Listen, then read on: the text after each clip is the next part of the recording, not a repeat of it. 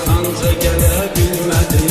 Mənim qədər çəkən qəm, kədər yox. Qəmim qəm üstündən gəlir, qədər yox. Qəlbimə həmdən mənə bir nəfər yox. Dərdimi kimsə ilə bölə bilmədim. Gəl gözəlim, bu qədər əziyyətə tab etmir ürək. Gəl gözəlim, qovuşaq bizlərə hicranına gərək. Gəl gözəlim, istərənsin yerə min nuri mələk. Gəl gözəlim, məni səndən ala bilməz. Gəl gözəlim, Gözəlim, mən hər dəfə düşünəndə sən də keçən günlərimi alışıram.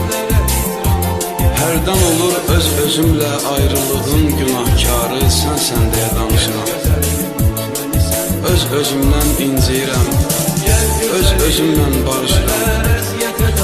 Qəlbimdəki hicran odu gözlərimdən aşıb daşır.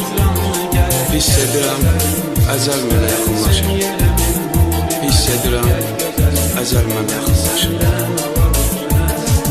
gəl gözəlim, bu qədər əziyyətə tab etmir ürək.